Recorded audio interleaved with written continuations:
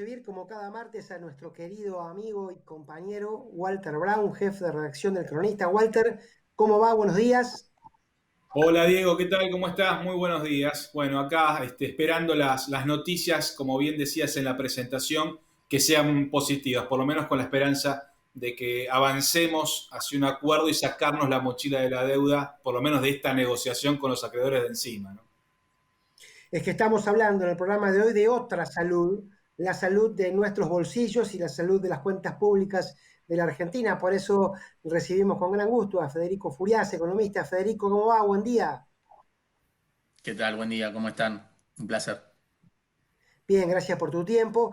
Bueno, lo decíamos en el inicio, está claro y me parece que ya a esta altura del partido, como decían los abuelos, discutir sobre el valor de la vida y la salud pública es un debate que nos agota a todos y es realmente insólito que se planteen estos términos. Pero también es cierto y hay que atender que la vida esta que tanto defendemos termina dependiendo también de las cuentas públicas porque las cuentas públicas después derivan en nuestra propia cuenta del bolsillo de cada uno de nosotros. Federico, te quería preguntar entonces, estas noticias que muy a cuentagotas vienen respecto a lo que es un posible acercamiento a lo que sería la solución definitiva del acuerdo con los acreedores, ¿cómo se leería según tu criterio? Bueno, me parece que el gobierno hizo en tiempo de descuento hizo una oferta bastante interesante.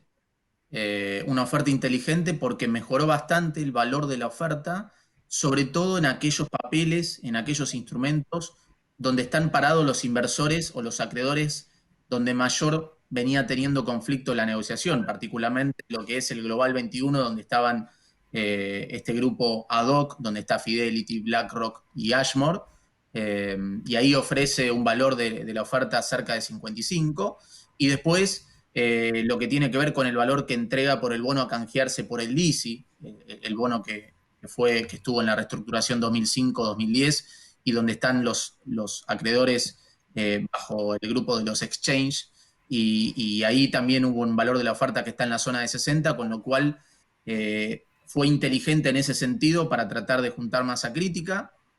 Es un gobierno que mejoró la oferta desde un nivel de 41 a la zona de 53,5 promedio, son 15.000 millones de dólares, con lo cual me parece que el gobierno terminó dando una buena señal más allá de las idas y vueltas, del tiempo que se perdió y que eso generó cierta incertidumbre que pasó factura en la brecha, en lo que tiene que ver con la reserva del Banco Central, restringió los grados de libertad de la política monetaria, se tuvo que endurecer el cepo, en un contexto donde este agujero fiscal hay que financiarlo con emisión monetaria porque no tenemos margen para colocar deuda ni ahorros previos, con lo cual creo que al final del partido hay una negociación que es razonable, dado el contexto, es inteligente en cómo se diseñó, le mantienen el prospecto legal al canje 2005-2010, esta cláusula Pacman que generaba cierta incertidumbre para los tenedores de bonos Macri 2016, tengo entendido que se va a aplicar si se logra cierto mínimo de adhesión, con lo cual eso también es una señal positiva, con lo cual no descarto que el gobierno termine finalmente con una negociación exitosa de la deuda, donde los principales fondos terminen arrastrando al resto, que comience con el tramo de la legislación local. Ahí hay fuertes expectativas de que haya un tratamiento igualitario, sobre todo después de este pacto que se hizo con Pinco, que a Pinco se le van a entregar bonos en dólares de las mismas características de los bonos en dólares, legislación local, frente a este vencimiento de bono en pesos que teníamos hace un par de semanas. Entonces me parece que finalmente hay una señal positiva en el marco de la negociación de la deuda, pero claro, ese es el primer ladrillito de una secuencia que tiene que seguir el gobierno para poder potenciar la recuperación post pandemia o post cuarentena, ¿no? Ahora queda definir un programa económico consistente, corregir el déficit fiscal después de la cuarentena para no chocar en un golpe inflacionario, porque eso hay que financiarlo con emisión monetaria, hacer un acuerdo con el fondo. Entonces, me parece que la negociación de la deuda es una parte necesaria, pero no suficiente para poder acomodar la economía después de la piña que implica la pandemia. Walter. Te pregunto, Federico, y me pregunto también cuál es el camino que se debería seguir para evitar que ese déficit fiscal crezca tanto, teniendo en cuenta que estamos en un tiempo en el cual los ingresos escasean por la parálisis de la actividad en la Argentina y a nivel mundial también con el comercio, y en el cual han crecido tanto los subsidios por la necesidad de sostener a un tejido económico que prácticamente no tiene actividad, ¿no? Bueno, mientras transcurre la cuarentena, dada la decisión política sanitaria de tener una cuarentena dura frente a la pandemia, tomando eso como supuesto, no te queda otra que financiar el déficit fiscal con emisión monetaria, digo, no queda otra, ahí hay que ser keynesianos. Eh, la recaudación se cae por la recesión y hay que aumentar el gasto para asistir a las familias más complicadas, a las empresas que están en los sectores más complicados para evitar que cierren empresas y aumente el desempleo. Más allá que esto va a pasar, hay que minimizar y contener ese daño, con lo cual en la cuarentena hay que ser keynesianos, aumentar el déficit fiscal. Argentina no cuenta con ahorros previos, no puede colocar deuda como hace Chile, Brasil, Colombia, Paraguay, y no queda otro que financiarlo con emisión monetaria. Entonces, lo que hay que tener es un programa macroeconómico de salida de la cuarentena. Si durante la cuarentena hay que ser keynesianos, en la post-cuarentena hay que tener el manual de los monetaristas y ser consistente, corregir el déficit fiscal. Va a estar difícil porque va a ser un año electoral, hay que ver qué pasa con el congelamiento de tarifas, los planes de asistencia que se dan durante la cuarentena, hay que ver cómo se pueden ir removiendo en la medida que se vaya flexibilizando la cuarentena. Si la economía rebota, la recaudación va a mejorar por ese lado. Por eso el gobierno tiene que poner todas las condiciones para preparar la economía en la post-cuarentena. Negociación exitosa de la deuda era una primera condición necesaria. Ahora tiene que diseñar un programa económico para corregir justamente ese déficit fiscal en la post-cuarentena, coordinar expectativas, tener un acuerdo con el fondo, y eso le daría dinamismo y le daría potencial a la recuperación económica post-cuarentena, y eso ya generaría una mejora de la recaudación. Después está en cómo, frente a las demandas sociales en un año electoral, se puede manejar el gasto para evitar que siga de largo el gasto, que eso le siga poniendo presión a la emisión monetaria y que la recuperación se termine, digamos, diluyendo por un cimbronazo inflacionario. Lo importante es que el gobierno tiene margen para evitar eso, y una negociación exitosa de la deuda es una condición necesaria para evitar o minimizar ese riesgo. De todas maneras, Federico pensaba, lo hablábamos con Walter también, en estos días es inevitable no hacerlo. El tema del bolsillo real de los trabajadores, y ni que hablar de aquellos que no tienen garantizado un salario en blanco, ¿no? Que son siempre los del eslabón más delgado.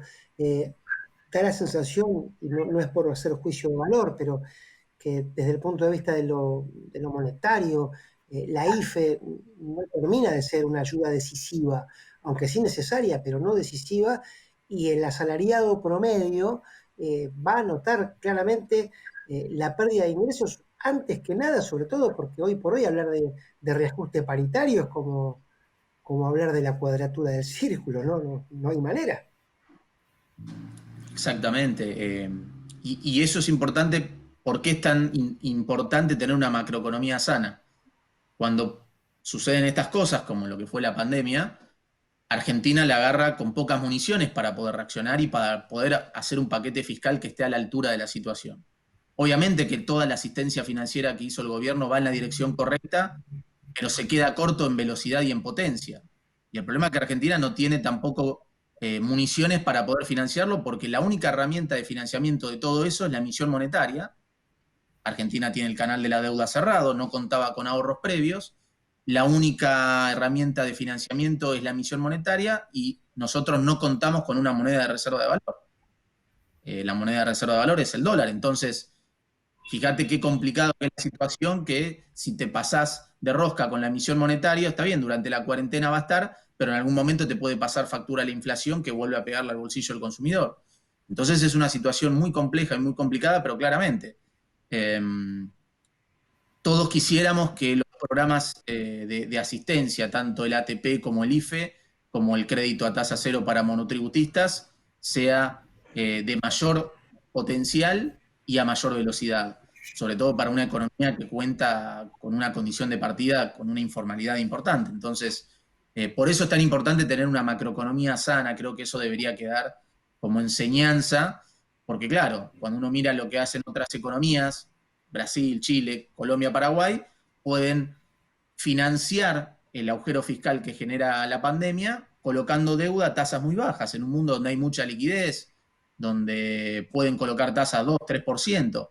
Entonces esa herramienta Argentina no la cuenta y eso hace que todo el programa de asistencia financiera sea mucho más limitado. Estados Unidos, caso extremo, puede terminar con un déficit fiscal de 18 o 20 puntos del producto. Argentina se puede estirar a la zona de 6-7 puntos del producto.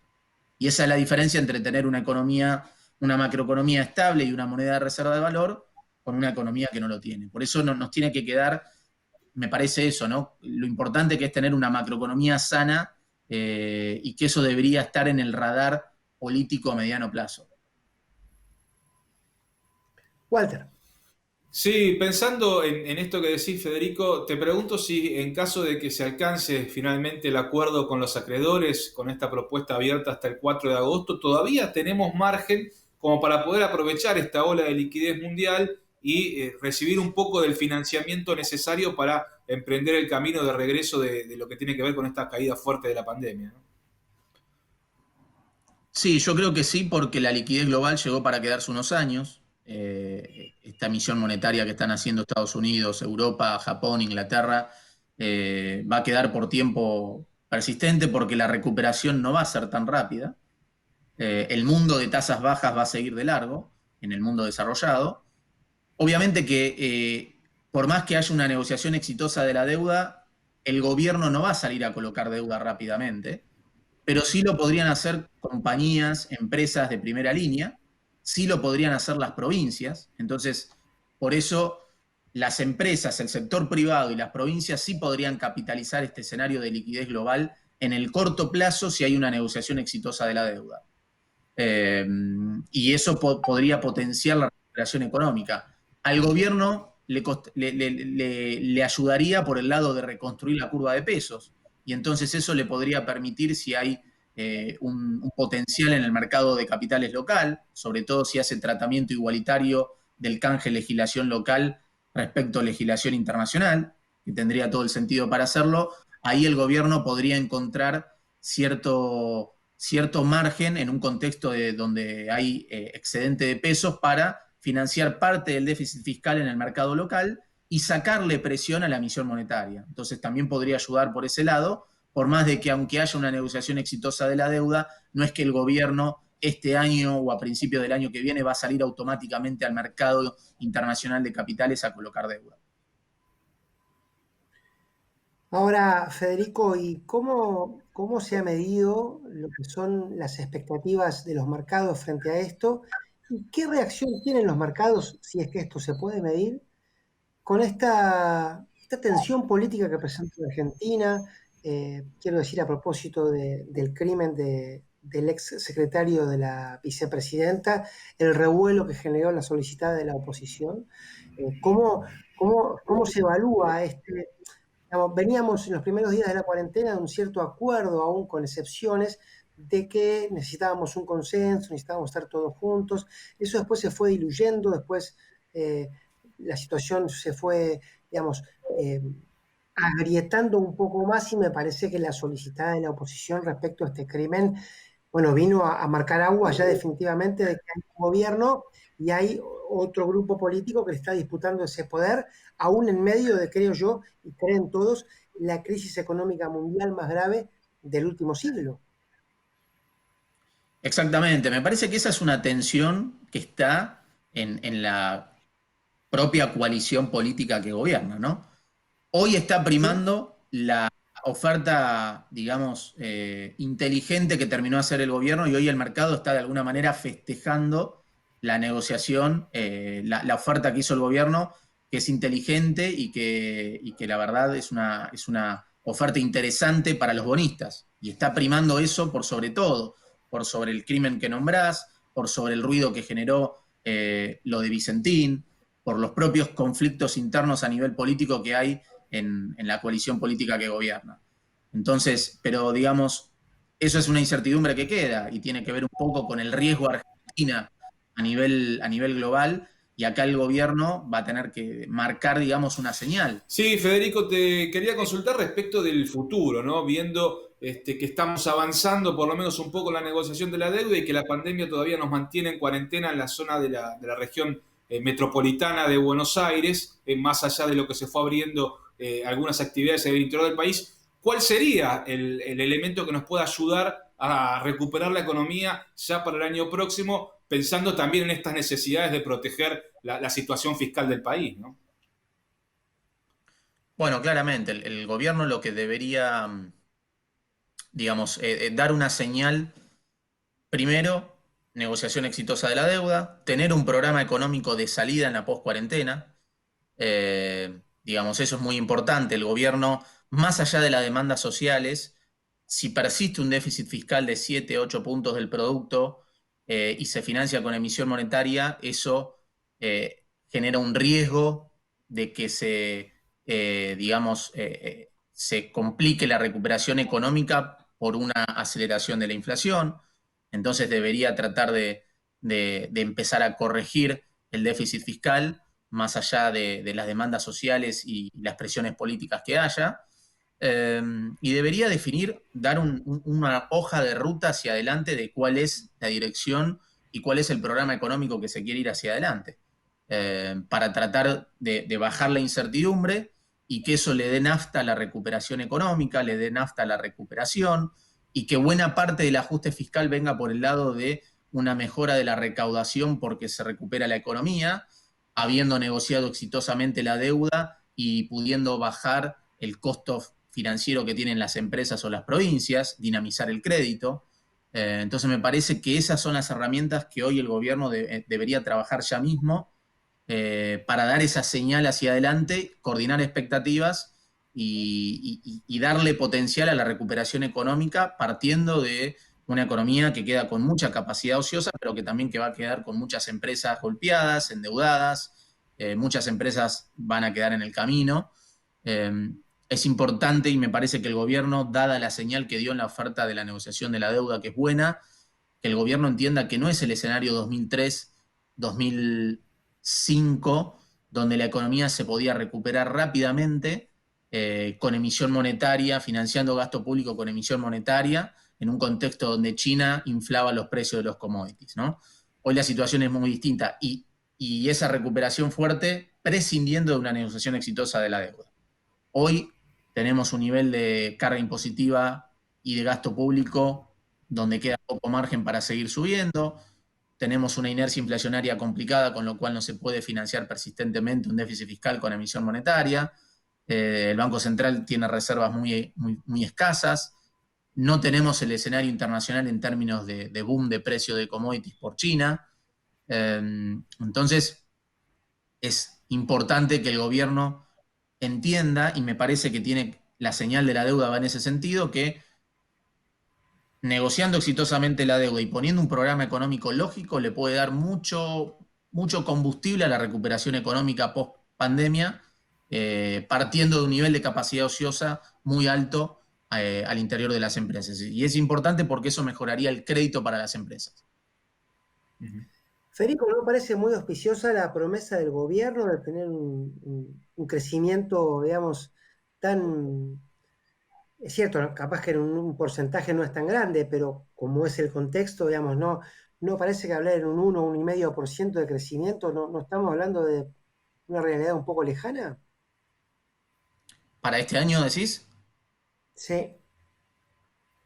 No, este año está perdido. Este año la discusión es si la economía en promedio va a caer 8, 10, 11 puntos, digamos. En línea en lo que pasa en otras regiones del mundo. Entonces, eso es lo que genera la pandemia y la cuarentena, con un agujero fiscal muy importante. Donde va a estar la diferencia es cuál es el ritmo de la recuperación después de ese golpe que va a tener 2020. Entonces, en 2021 la economía puede crecer 6% si se hacen bien las cosas a nivel macroeconómico, negociación de la deuda, programa macro, nuevo acuerdo con el fondo, consenso político detrás de un programa económico razonable. y la economía después de caer 10% podría rebotar 6%, 7% en el año electoral, pero si no se hacen bien las cosas, no se soluciona la deuda, se persiste un déficit fiscal muy alto financiado con emisión monetaria, es ahí donde entra en riesgo la espiral inflacionaria y donde eso le sacaría mucho margen de recuperación económica después de este golpe que va a ser 2020. Entonces, el partido interesante es el margen de recuperación en 2021 en función de todas estas señales que dé el gobierno a nivel económico y político. Walter, 2 minutos para el cierre. Tu pregunta. Sí, la última, Federico, tiene que ver con el tipo de cambio, ¿no? Viendo toda esta emisión, nos preguntamos si el valor de la moneda no está todavía sostenido artificialmente y qué va a pasar finalmente con la paridad del dólar una vez que en algún momento se trate de contener ese nivel alto de emisión que hay por la pandemia, ¿no? Bueno, si hay una negociación exitosa de la deuda, eso le va a dar al Banco Central margen para, en este contexto de super cepo, mover el tipo de cambio oficial en línea con la inflación. Por ahora la inflación viene anestesiada por la recesión, el congelamiento de tarifas, la demanda precautoria de pesos que hay, eh, por el recorte de salarios que genera la pandemia, la puja distributiva está muy contenida.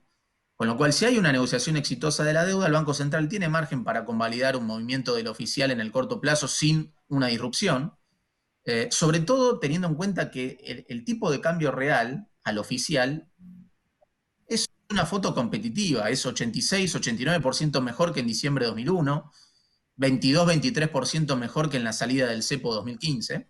El problema es que todavía hay una brecha cambiaria importante. Ese es el problema. A pesar de que el tipo de cambio al oficial es competitivo, hay una brecha fuerte, que eso en parte tiene que ver con la emisión de pesos y la incertidumbre en la negociación de la deuda. Si la negociación de la deuda sale bien, esa brecha puede descomprimir, y por eso es importante que lo que falta es esa pata de cómo va a salir el gobierno de este déficit fiscal para coordinar expectativas y para poder bajar la brecha. Y eso, evitar que el gobierno le tenga que dar un salto discreto al tipo de cambio oficial. Por eso es tan importante la negociación de la deuda y el programa económico, porque de esa manera te sacaría presión en la brecha y entonces el Banco Central no tendría que corregir con un salto el tipo de cambio oficial. Lo importante es que el gobierno tiene las chances de hacerlo.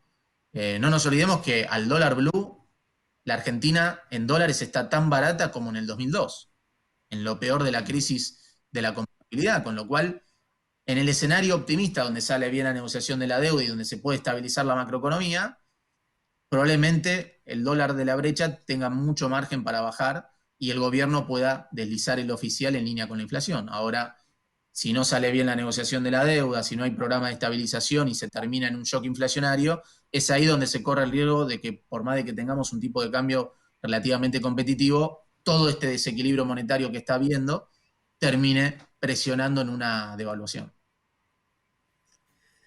Bueno, Federico, gracias por el panorama. Muy bueno tu aporte como siempre. Ojalá que las cosas mejoren, como siempre decimos, no solo por nosotros, sino por los que están un poquito más abajo, que son los que sufren primero. Gracias, Walter, también por acompañarnos, por ser parte de este equipo cada martes. Diego y Carlitos allí en la parte técnica, en los estudios centrales. Esperemos verlos también muy pronto. Y a ustedes la cita para el martes que viene, donde nos volveremos a encontrar. Tengan ustedes muy buenos días. Gracias por acompañarnos.